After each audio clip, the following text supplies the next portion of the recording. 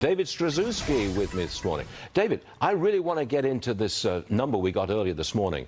Existing home sales, a 13-year low.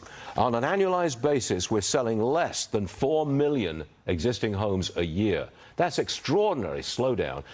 I take it it's affecting the overall economy?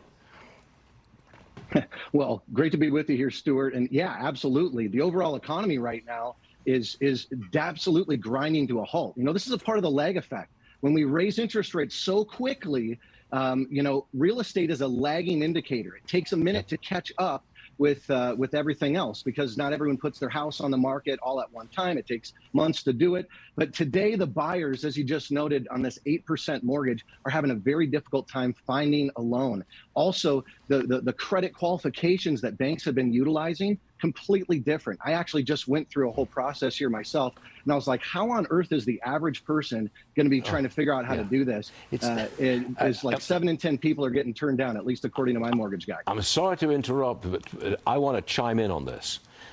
Getting a mortgage these days is a nightmare.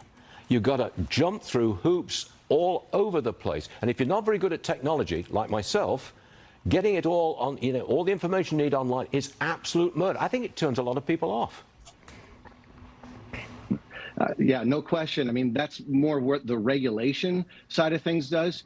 Because of course, they have to hit all these specific variables, and banks are just going to try to be picky eaters right now. And so you're exactly right, Stuart. It's becoming more difficult. So the speed of transactions is slowing down as a result of these tighter standards at the banks today. But as we're looking at real estate, a lot of people right now are trying to figure out, what is this, a buyer's market? Is this a seller's market? I don't think it's anybody's market. That's true. Rates are too high for people to buy. Yep. They're locked in at 3%. So rates are too low for people to really sell, because they'll have to sell in that higher market and buy at a higher place. So Chairman, it's a difficult place. Jay Powell starts speaking at the Economics Club of New York, I think it is, at 12 noon, about less than an hour from now. I think he should comment on government spending, but I don't think he will. Are you with me on this? Yes, sir. As we look at the House right now not having a speaker, this is a moment where we need leadership right now in our nation.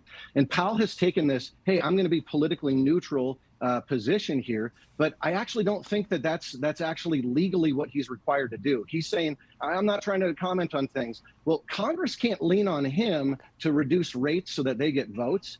But he absolutely has the obligation, and in my opinion, the moral obligation, to communicate with Congress that this print and spend that they're doing is literally driving our nation into the ground right now. It is. As we look at where we are today with the debt ceiling, we've been adding $22 billion daily in new debt. I know. We just hit $33 trillion a month ago. That's $650 billion that we've added in the last month, Stuart. That is an unsustainable course. Right on all counts. David, I'm sorry to cut you short. I got to go, but we'll find out what he's got to say in just a few minutes.